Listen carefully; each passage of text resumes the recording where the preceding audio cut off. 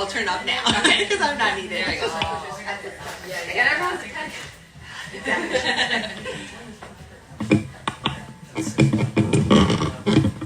Hello, everyone. Sorry for the squeal there. Welcome to Books and Books Coral Gables. My name is Courtney. I'm a bookseller here at the store. On behalf of our owner, Mitchell Kaplan, and our entire team, we thank you for joining us here today. We have author events every day of the week, so please check out our website at booksandbooks.com and sign up for our e-news to stay up to date on our upcoming events. Today, we are thrilled to welcome Yael Valencia Aldana and Julie Marie Wade to Books and Books. I'm going to introduce Yael first, and then after she does her reading, I'll introduce Julie. Yael is an Afro-Latinx poet and writer. Yael, her mother, her mother's mother, and so on are descendants of the indigenous people of modern-day Colombia. Her work has received the Pushcart Prize, been nominated for Best of the Net, and has appeared in Stone Coast Review, South Cutbank Literary Journal, and Literary Mama, among others. She is the author of the chapbook Aliens and serves as a guest editor at Craft Literary, Palette Poetry, and Frontier Poetry. Yael teaches creative writing in South Florida, where she lives with her son and too many pets, according to her bio. We do have copies of both the chapbook and her other book for sale behind the counter here, so if you'd like one before you leave, please come see us. And without further ado, we're going to turn it over for a reading.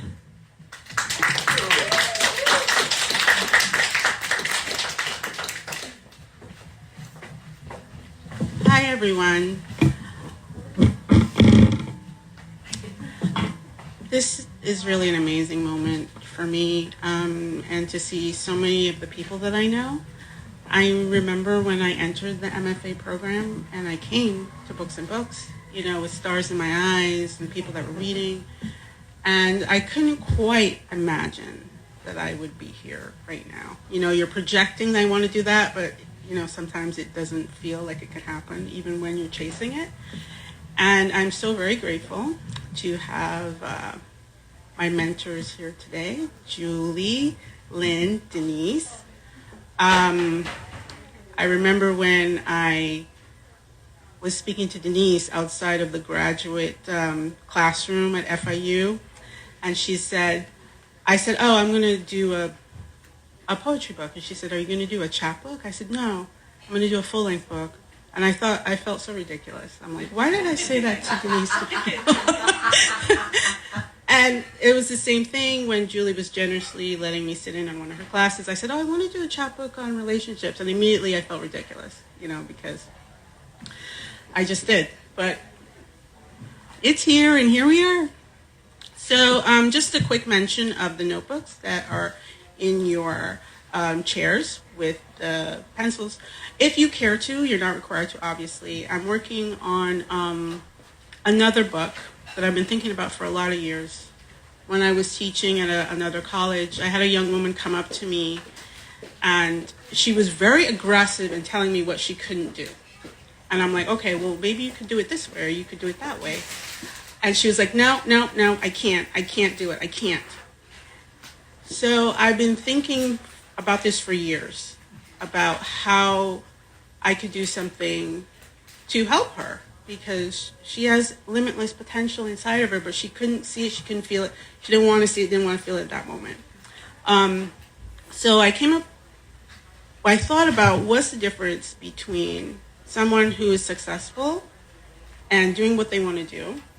Not that we all get to do exactly what we want to do, but at least in the realm of, and then someone who doesn't, who may be even more talented than that other person. And it's the desire to do it. Because if you're standing there and you have nothing, no knowledge, no way, but you have the desire, you'll find the knowledge, you'll find the way, you'll find the people. So I'm writing a book about that, with inputs from as many people as I can get my hands on. So there is a notebook with a question if you'd like to answer it. And if you want to follow with me, put your email, and I'll contact you and interview you and whatnot.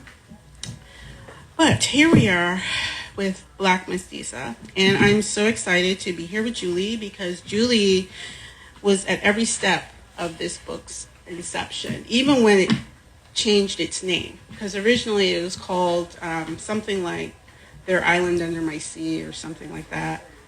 And I woke up in the middle of the night and I couldn't sleep. And I had to drive really far to MMC, like we all do.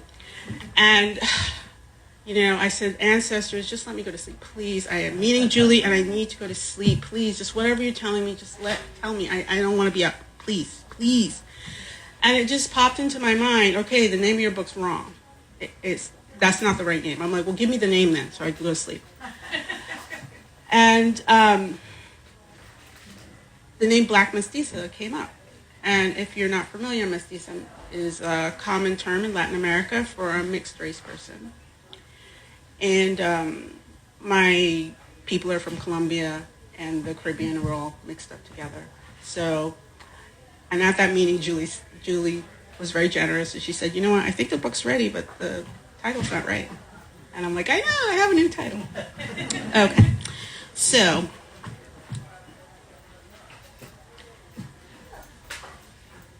in honor of the wonderful Julie, the first poem is about her. And I don't know if she's heard this one. She might have, but she might not have. It's called Virgo Sun, Pisces Rising. I have decided she is part angel. We have decided, not just me, more than one of us. She's been gifted to us. Maybe she can't escape to the silver walls of heaven, forced to stay here with us rabble. Maybe for stealing a frosted cupcake off God's table. Forced to stay here with us, her fingers long and fine, clutching imaginary pearls, fingering life's crushing slights, her voice nightingale clear, her pain hidden by fine eyes and a light voice, an easy laugh. She deflects, but gives us, her students, selves to ourselves. She's born raw in her writing, her spider-jittery handwriting, raging, witty, piercing. Her words peer back at us, eyes unhooded and unflinching.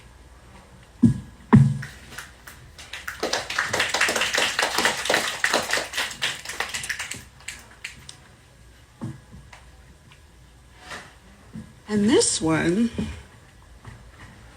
is about Lynn Barrett. Taurus sun, Taurus moon, Virgo rising.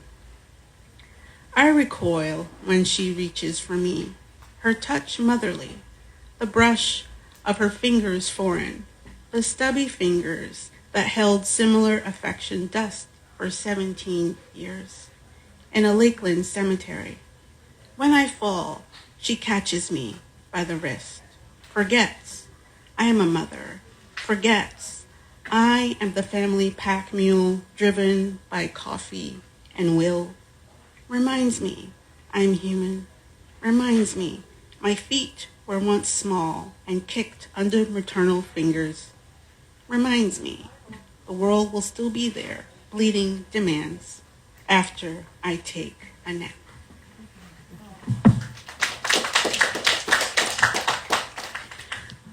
Now, one thing about me is I get fascinated by ridiculous things often. And before I met Julie, I was completely obsessed by the name Marie for whatever reason. Just the sonic quality of Marie. I really loved Marie. So this poem is called Namely, which is an actual word. Namely. I want to be her namely, her name twin, exactly the same. But if I can't have her whole, I want a part, a bit, some of the extraction Marie. Donna Marie, Julie Marie. It is the sound of the word, the name Marie. First, low rumblings of earth, then the sharp uptick of light at the end. Marie. Melissa Marie would be good, but I left that name long ago. Let it float away like the wiles of honeybees. Let it float away with its unkind origins. Melissa, named for a girl no one liked, her bad luck sticking like taffy. When I called my Donna Marie, people would say, why do you call her that? I would say, because that's her name.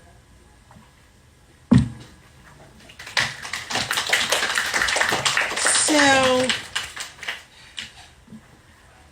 I brought the original artwork for the book here with me because I'm an artist as well, so I did this painting. To me, everything that my work is about is in this painting. And the painting actually came before any kind of writing or any kind of poetry. Not this one, I redid it, but there was another one that was very similar, basically. So I'm going to read the poem that this painting is based on. The painting is also called Open Your Mouth, and the poem is called Open Your Mouth. Jaguar woman crawls out of the ground, bone white shells for eyes, flashing, unseeing iridescence. Open your mouth, granddaughter, bring us. We are waiting. Your bone-harrowed ancestor beneath this soil. Kolalique exhales her fanged breath on my goosebump flesh. Her two-serpent face so ugly, she was buried twice. Open your mouth, daughter. Breathe in my sinewed avian air. Breathe in my feathered muscled coil spun around your neck. Uncover our plowed over bones. We are waiting. Call our people out of the mountains, out of the rubble burned ash piles, out of silted slimy river bottoms. Bring us. We will return to our glinting azure edge shores, dip our feet in fine clear water. Hold my yellow skull in your hands. Open your mouth. Clean my teeth. Make them yours. Intertwine your fingers with us, the terrible women from below this sand.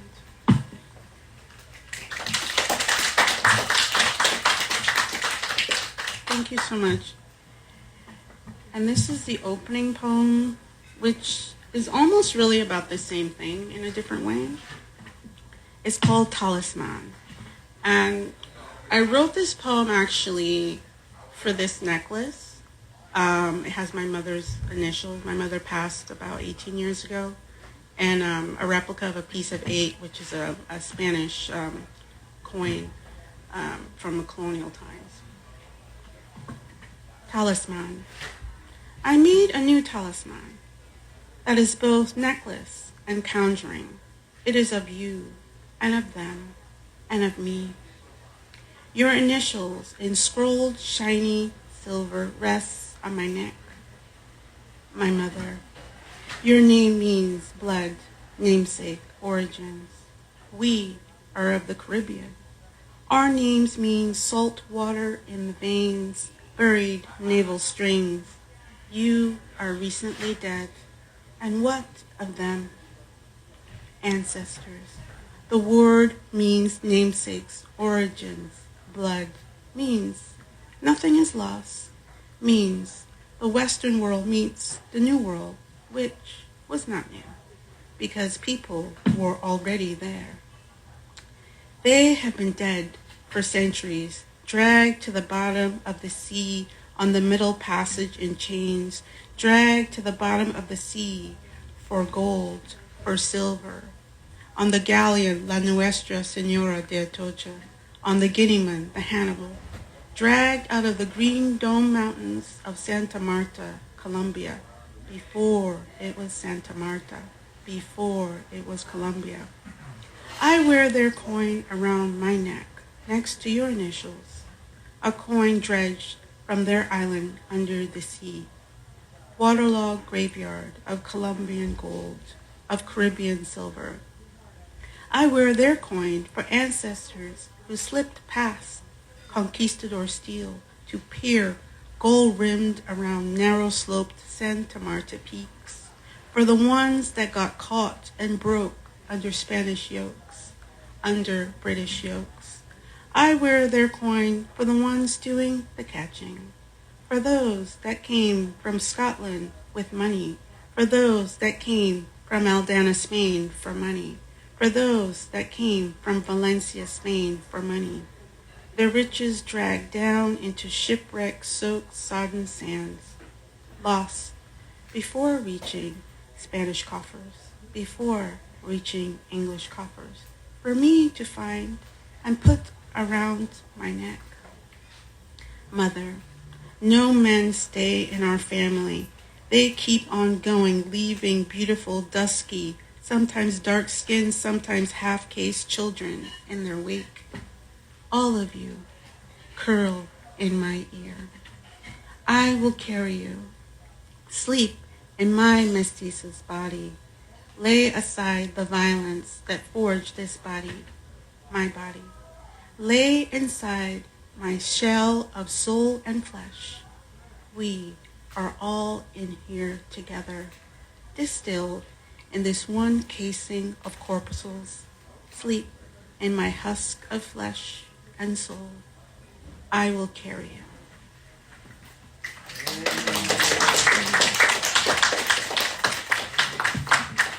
Thank you.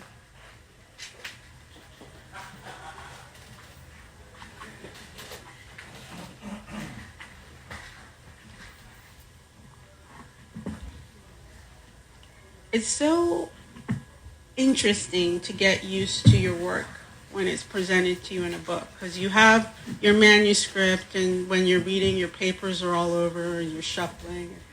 But when it's a book, it's like a new animal, because the line breaks are different and you're looking at your page numbers. So it really is encountering it for the second time. So this is one of my favorite poems, which is written for a pretty difficult relationship. But what I love about poetry is that, we can process what we're feeling in a completely different way when we write about it. So this is part of a suite of poems called the Rodrigo Suite, and it's called For You. There was a time in the Pantheon, the time before quasars, the time before penumbras were invented, the time before souls, when we were twins clung together, brothers, sisters, who knows, but one skin, one gossamer bubble of thread, dark eye to dark eye. The residue adheres, sticky filaments on the wing. It arrows, it winnows, stretches thin as mylar. It is the most tapered kind of affection.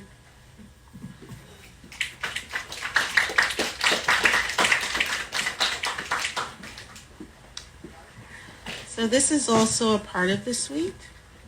It's called Amado de mi alma, which means beloved of my soul. Give me this, Ada Limon. If there was a pill, maybe red, liquid, thin, rubbered membrane, or maybe orange, oval, and smooth, or maybe white and chalky, that would sever the nexus between us, I would throw it down my moist peached maw. He too would pinch it between his potato farmer fingers, muscle it dry across his tongue, sideways down his throat, to be rid of me. We are all eye-rolling, all lip-curling, sneering resistance to any, to all peace. We cannot stand each other, but we love each other. In this quiet, his dry, warm skin becomes mine. My universe spins into his, all hot plasma. We are luminous gas giants winking on and off, moving past, moving into one darkness, lighted cold fusion. He purses his lips as if to say, no, we cannot escape this gravity. I point my chin as if to say, yes, We have lured each other here. He lifts his dark, dark eyes to mine, as if to say, no, we cannot escape this singularity.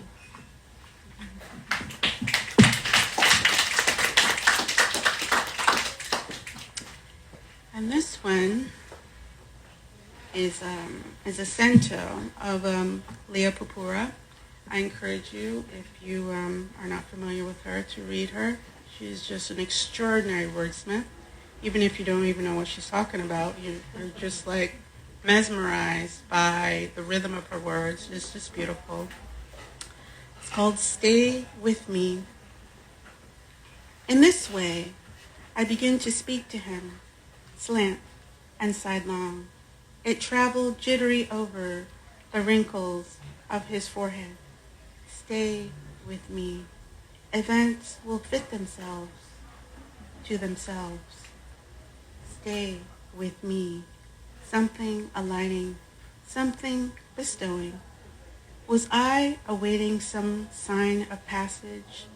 Did I expect finally the solemnity of procession, the strains of ceremony, not the hair braided by some woman's hands, her knuckles hard against his head, death, gowns, and dancing.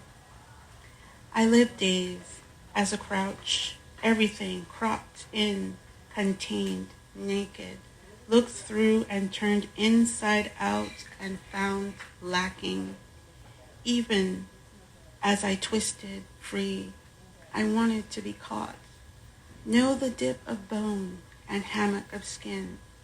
How what seems in the end inevitable is a trail of particulars finding each other, the tiny stiff hairs that made nets to catch me.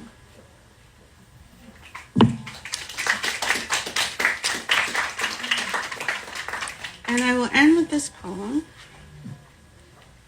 which is about my mother, called Titan. You couldn't know that when dealing with the Titan that you would become one yourself. You were but a girl, your weapons rolled eyes behind the slip of her back, an impassive you just don't care face. You don't feel how strong your bones grow beneath the litany of her crouched warnings. Her world is dangerous, flashing red deadly. Her pointed fingers caution, cajole, admonish. Watch out for the neighbor in the billowing yellow dress, the gray cross-eyed cat. You ignore her. You sigh. Then those who know you say you are iron-willed to her iron-forged. You glimpse your old cajoling finger. Thank you.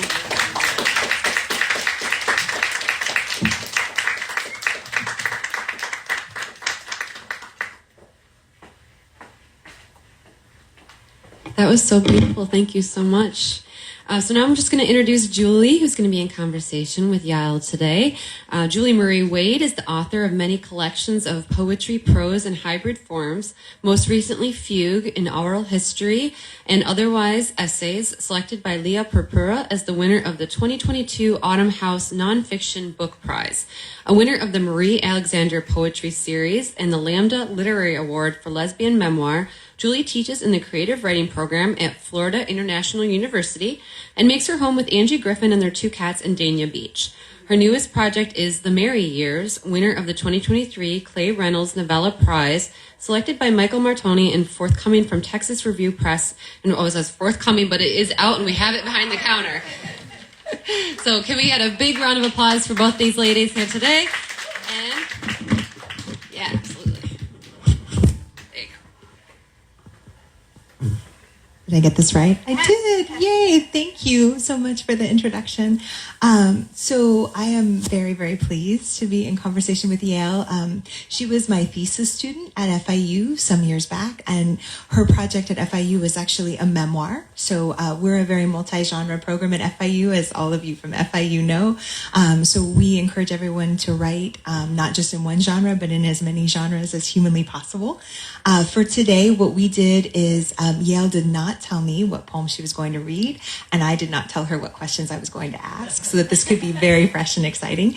But I also kind of prioritize the questions a little bit based on what you did read, and I'm going to watch the time so that folks who have their own questions can ask them. I will not monopolize our guest writer, but before FIU, the way that I actually met Yale, that some of you will know, but not all of you will know, I was one of 3 guest judges at the Fort Lauderdale Story Slam. I want to say this was like 2017 or 2018. And so people came in and they told a true story about their own lives, no props, no note cards, from memory, fully embodied on the stage. And I think they had 5 or 7 minutes to do it. And Yale was our winner. She came in, she told a wholly compelling story. It was funny, it was warm, there was deep poignancy in it as well. And so I wanted to ask you, like, this is my biggest umbrella question to start. You work in many genres, and you also work as an editor and a publisher. So the love of stories runs deep in you. But I wanted to ask you about what the stories were that were most important for you to tell in Black Mestiza, and why it was important to you to tell them in poetic form, since you work in so many forms. Well, honestly, the reason that I write anything is because of my grandmother. And I was adopted, and my birth mother was adopted, so the family history was lost. And God bless my birth mother. She's quite a character. But she's one of these people that, lies constantly, so you just stop listening to what she's saying anymore. And she was always trying to make things more exotic. My father's supposedly an Apache Indian somewhere. Not true. So when she was talking about this Colombian mother of hers, a grandmother, I'm like, yeah, whatever. But when I did my DNA, I really got a shock. I was completely not expecting the level of indigenousness, and that it was from Colombia, so she was correct about that. And I did find out a little bit about her. She came from a very small town in Colombia called Chinacota, and she immigrated to the Caribbean, to an English-speaking country, where apparently she never really learned English. And I'm like, how, why did she go, and what? And when I did speak to members of the family, they're like, I don't know, she just did it, whatever. So I'm like, no, I have to know. I have to find out about this. This is an incredible mystery. So she was one Aldana, and I think there are now 50, 60 Aldanas in Trinidad. So she herself made this incredible legacy. I don't know why I guess she never married. She had 6 children, and they all had her name. So I write to tell her story, and she's in here in the ones I read about Open Your Mouth and Talisman.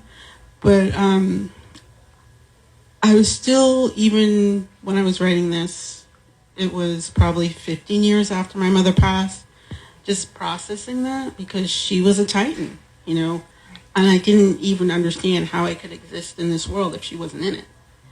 So the last part of the book is an elegy to her. And to me, I think I tried to write essays about this, the nonfiction pieces. And she's a big part of my memoir, but my memoir is about the earlier part of my life. And it just wasn't working, I think, because emotionally I just hadn't worked it out enough to articulate it. But when I started to write poems about her, they were very succinct, and they were about her watching Jeopardy and, yelling at me about my bad chicken and whatnot. And it just felt correct. Like this way I could express what I was feeling. And because it's linear, and you can take those dips into use your poetic license. It allowed me to really say what I wanted to say when I was struggling with these essays, to write about my mother. Thank you. I can see that. And as someone who knows the memoir very well, I have to say I was looking for the points of intersection between them when I was reading. And the one that actually stands out the most is not about ancestors or lineage, but it's the hammerhead shark. The hammerhead shark is in this book, and it's in your memoir, and it's such a vivid image. Do you want to say anything about that, since you didn't read from it? I would have read for 2 hours easily. My mother was a very funny creature, and we had this white Mini that we would tool around in, And so she's driving.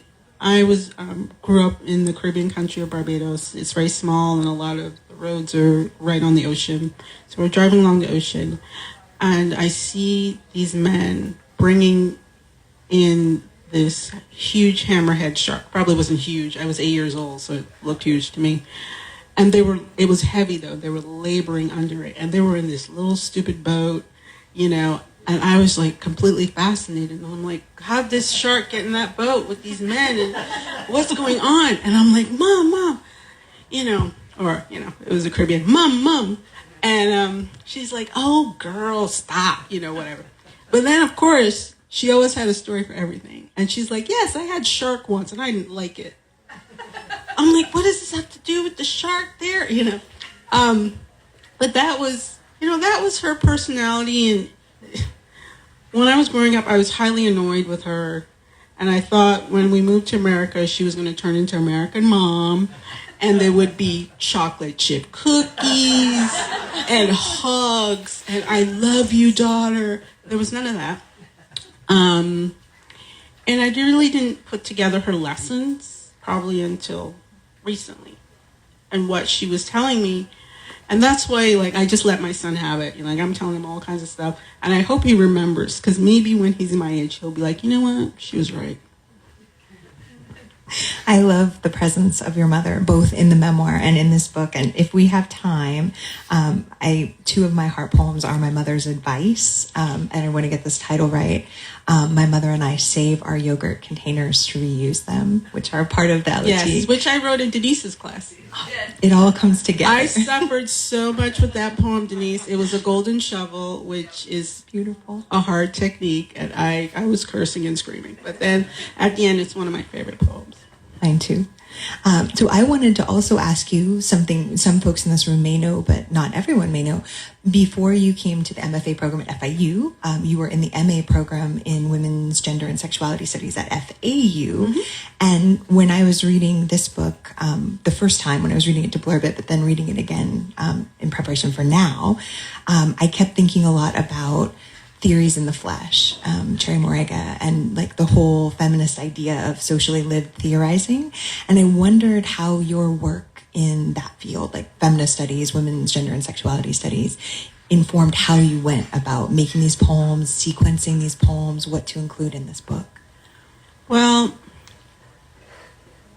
I can remember the impetus for all of this creativity. I was in a class called Introduction to Women's Studies, and I read an essay by Gloria Anzaldúa called The New Mestiza, and my head just blew right off. And because in this country, you're supposed to pick a lane to be in. Are you black? What are you? Just get in that lane and stay there. And the way a lot of African American and Black Americans, Black Caribbeans are raised is we think of ourselves in two ways. We have ourselves, but we're very, very, very aware of how the society at large views us. For instance, still now if I'm shopping, I make sure that I don't look like I'm putting things in my bag, and, I'm very careful about what I do. And I just felt like I didn't really have a place, because already I had this multicultural sort of identity. And Gloria's or Anzaldúa's essay was about being multiracial and standing in more than one place at one time, which is what my mother taught me to do. Like, she was very, like, she taught me how to be nonlinear and be very adaptive. And I didn't really see that reflected, so I didn't really know how. I felt that was me, but I didn't feel like it was okay. Like, I don't want to pick a lane, And reading that essay, I was like, okay, this is who I am. I got it. And she wrote this, so that means I can write what I need to write as well. And I wasn't thinking about writing creatively. I was thinking about writing academically. But also in that same class, probably within the context of her, there is an image of Coatlicue that they uncovered, I believe in Mexico's a double snake goddess. And the statue was considered by Western eyes, whoever was looking at it, like so hideous that they they reburied it. They were like, no. We can't have this. And then it was uncovered again. I'm like, oh, look at this statue, So, which leads me to this artwork, because I wanted to make, from that moment, I'm like, I want to make art that is so ugly, but is giving the message to the people that need to give it to. Because if you still have your Latin American ties and you look at this picture, you know what it's about. It's about ancestors. Same thing with the Caribbean people, they know. So I wanted to do that, and I didn't know it would come in like a poetry form or writing form. And that's why this one on the end is so scary, because to the right people, when you see things like that, it's not scary. It means like, oh, my ancestors are here. Where like in popular culture, if that was running after you, you're running away. So that's, I didn't really realize how much Anzaldúa was throughout my work, but she is everywhere throughout my work. And if I hadn't been in that class and read the essay, I don't know if I would be here, honestly. That's the power of Gloria Anzaldúa. And this is the perfect segue to a question you didn't know I was going to ask, but something that is readily apparent in your book is the presence of not only literal ancestors, but literary ancestors. And so I was trying to track all of the epigraphs, the direct homages, the references to other poets and scholars and thinkers in your work. And these are the only ones I found. There could be even more that I've missed, but Gloria Anzaldúa was the first one on my list. Ada Limon, Alice Walker, Lucille Clifton, Margaret Atwood, we'll get back to her, Zora Neale Hurston, Leah Purpura, Angela Davis, Sandra Cisneros, and then of course you have poems called Legacy and Inheritance at the end that are kind of rounding out those themes. But I wondered, you did read The Cento by Leah Purpura, but I wondered if you wanted to talk, you've talked about Anzaldúa, if you wanted to talk in particular about Margaret Atwood, who gets a lot of screen time in your book. Yes. And you're someone who's talked to me a lot about Margaret Atwood and made me even appreciate her more. And I thought I was already appreciating her a good amount, but you've helped me appreciate her much more. Well, I have to tell the story how I came across her, because it was so ridiculous. My mother gave me $50 and I was going to school in Massachusetts, but I lived in Brooklyn, so I had to take the bus up to Massachusetts, and I had to get on that bus, and I had to. So the guy on the bus didn't take 50s. I had to give him $20. So I'm late. I'm in Grand Central Station, and I'm like, I have to change this 50 immediately, and the bus is going to leave, and I'm panicking. So I literally run into Barnes & Noble's, and I'm just scanning. And Margaret Atwood's novel, Cat's Eye, was $8.95. I grabbed it, paperback, and I was highly resentful that I lost that much of the $50, because that was a lot of money my mother was giving me. So I got on the bus, it was like harrowing, like, oh my gosh, I got there. And then I looked at this book, and I'm like, okay, I'm going to read this stupid book that just cost me $10. And it was such a weird book, and she was so weird. She was just like writing about neurotic women doing neurotic things and thinking a lot about things. And I'm like, oh my God, there I am. I'm there.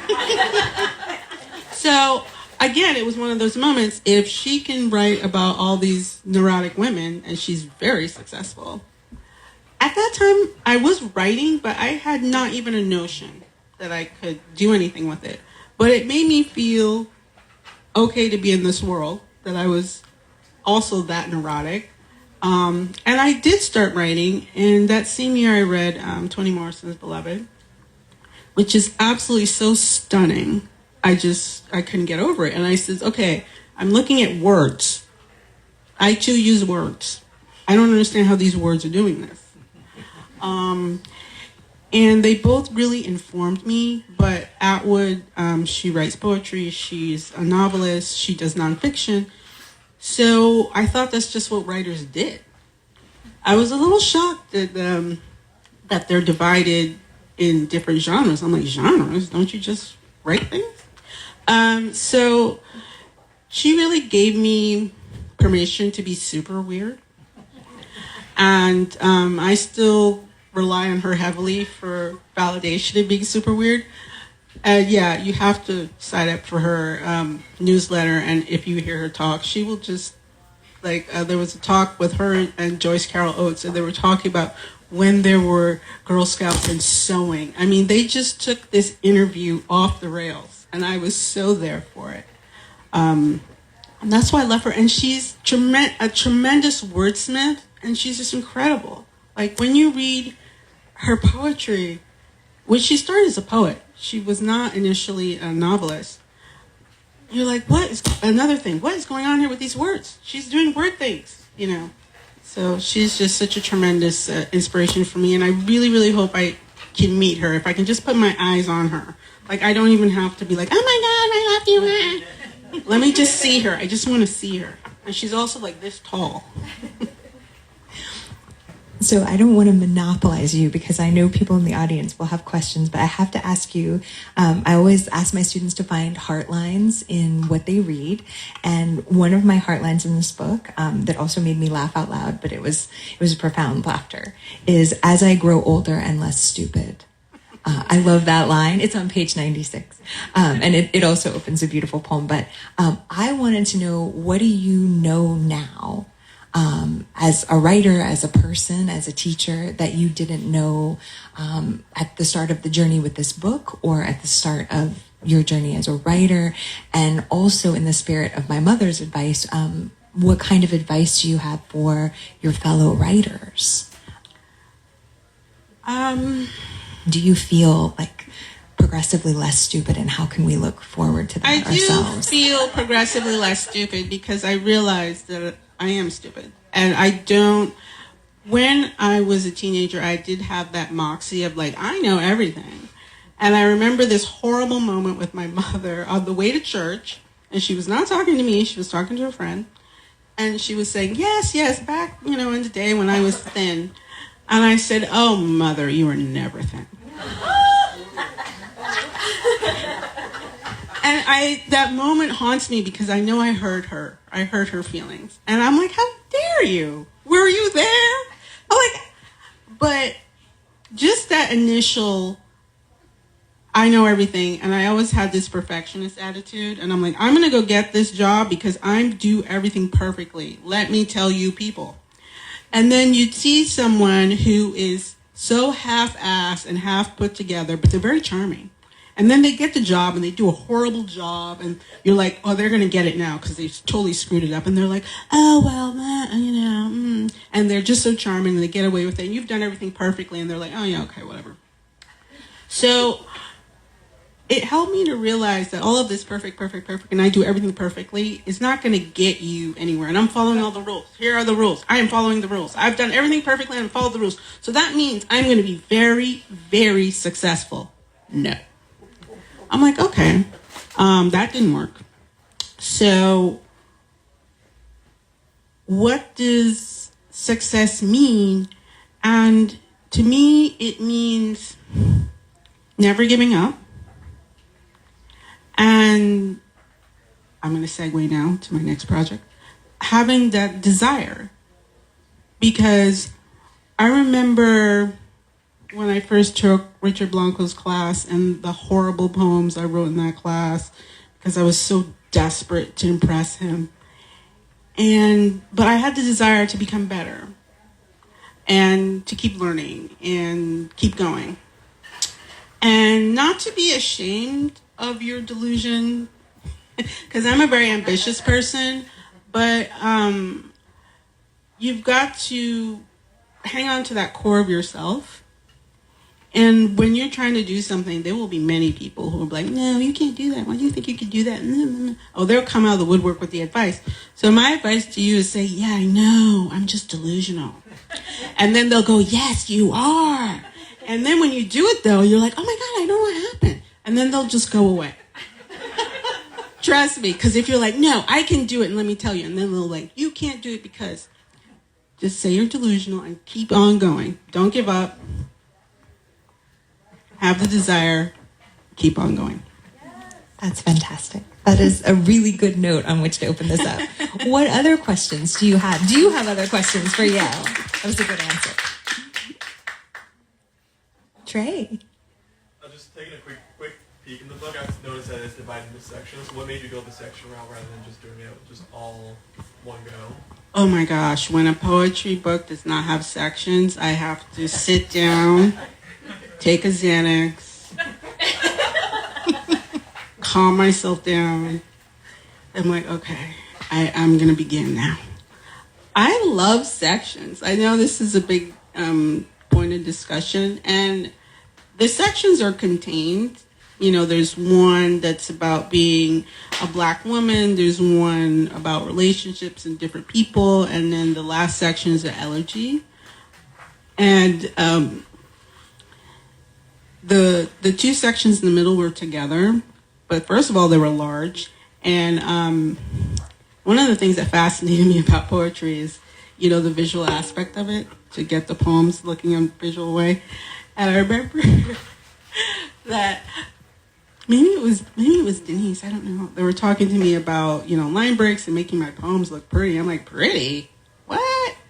I'm like, Margaret Atwood does not make her poems look pretty. She's breaking that line wherever she wants. But of course, she's Margaret Atwood. And the sections had to be separated because they were too big, and it didn't make sense to have like one huge section in the middle. It just called for sections, I thought. So that's why they are sections. Yeah, unsectioned books just freak me out so badly. I wanted to get this right, but each section does start with a version of Small, Dark, and Moving. Yes. And I think that was a deliberate choice. Do you want to talk about that? Yes. Small, Dark, and Moving, the poem is actually 30 years old.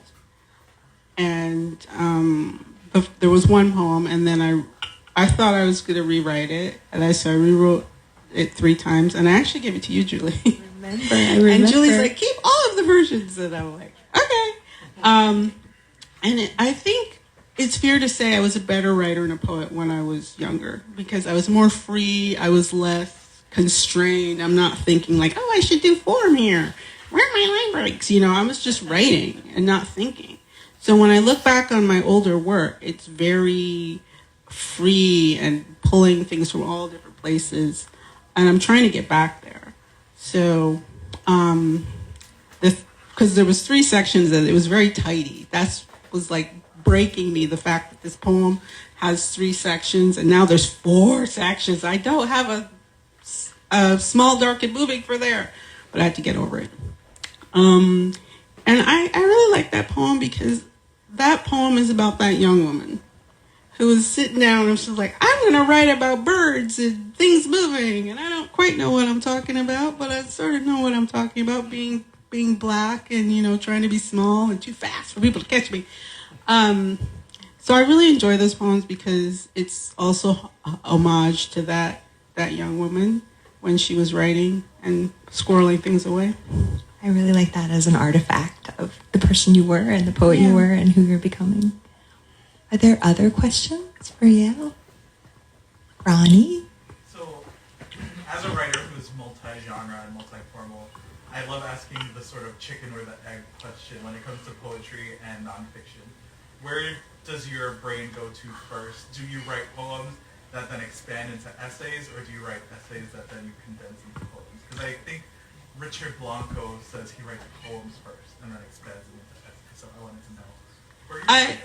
I always wrote poetry first. I mean, it's ironic that when I came into the MFA program, I was a nonfiction major because I was writing poems first, always. Some of them are pretty bad. But some of them weren't bad. Like Small, Dark, and Moving is pretty much unchanged from 30 years ago. And when I start to write something, I usually start with a poem. And then if it's not quite getting there, it needs more, something else, then I'll move into an essay, a longer essay. And sometimes it's the other way around. Like, I'm not good at essays. I try so hard. I'm good at memoir. But essays, I'm like, oh, it's just not going. It's not doing it. Oh, my gosh. And then sometimes a poem will come out of it. And I think, okay, is this what I want to say? Am I finished? And then, I'm done. Thanks, Ronnie. I love how we know people's names. I know. Are there any other questions for Yael? Even from someone whose name I don't know. I'll still call on you. AJ. The fact that I've never asked you this, because we're friends and we talk so much, but I was just thinking, like, how do you think your mother would react to your poetry? She would be horrified. One of the things with the memoir is because she was an incredible person, but she was also very problematic. She grew up in a different world than me. When she was born, the parliament on our island, she was considered colored because her mother was basically white, but the one-drop rule was in effect. So they said something like, oh, just, let those colored children die. It's natural selection because there was some kind of milk crisis or something. And, she never forgot things like that. So she was very conscious of, that she was brown-skinned and she had it better than darker-skinned people. So she was complicated, but, she would have these stupid views that she would talk about all the time. And then we had someone who was called our maid. I don't know if she was a maid because my mother was immaculate, but they just hung around. And she was like a darker skinned woman. Her name was Pauline. And when Pauline was sick and Pauline needed something, my mother was like all over it. Like she's taking care of everything, loved Pauline. So what does she really believe? You don't really know. But she would be horrified and I would not hear the end of it. She would demand that I not publish it, and she'd be screaming at the top of her lungs. But then, sometimes she would do that, and then she would like show up at the reading, immaculately dressed, and she'd just be like, "Oh, that's my daughter," So she was a complicated one, but yeah, she would not be happy. Before we have your signing, I have to ask you, what is your heart poem from your book? And did you read it to us already? No. Well, For You is one of my heart poems, but I think my other two are Hammerhead and Eagle Ray.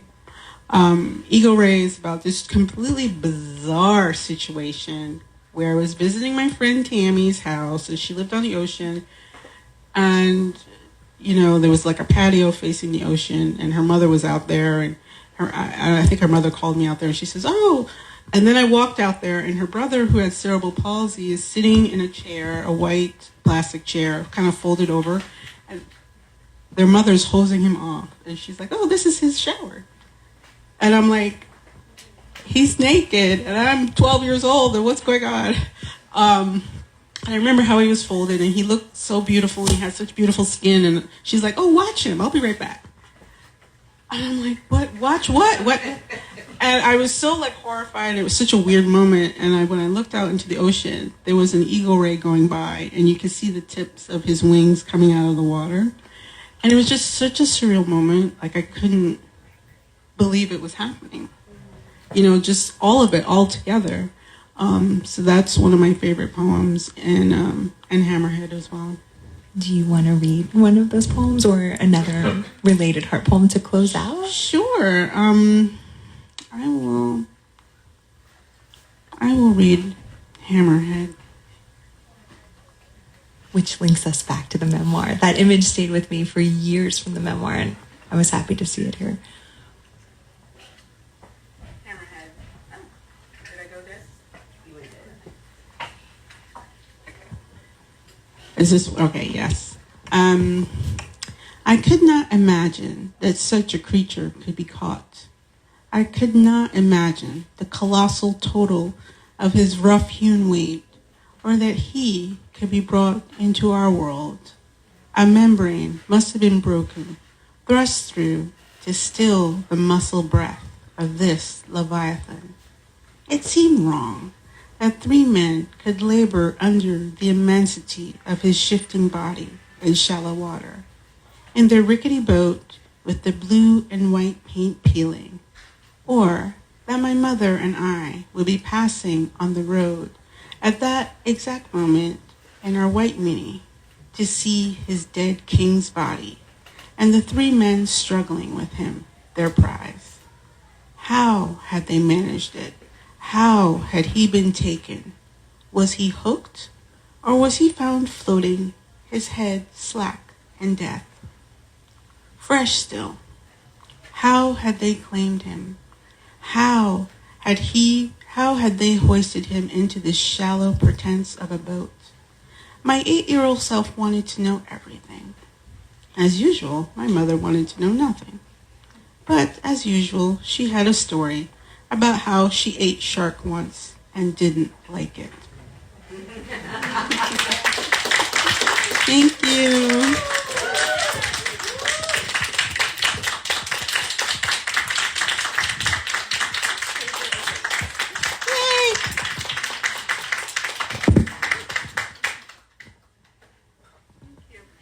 I think Yale's going to sign books. Ooh, and I have stickers too. She has stickers too. For you Come guys. talk to Yale and get a book.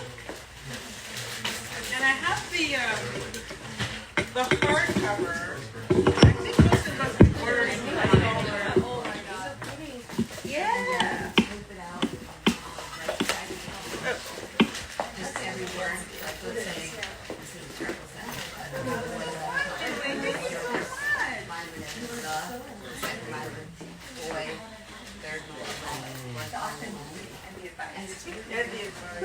Never give up. Hey, we need to hear it. We can't hear enough of it.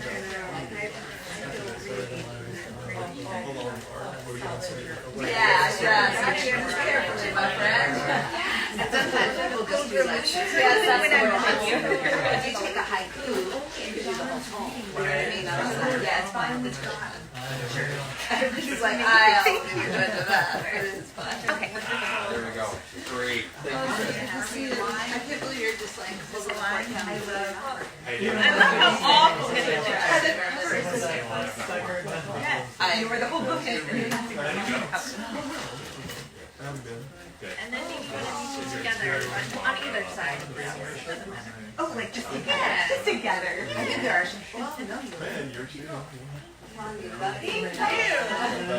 We tried to like go along with it,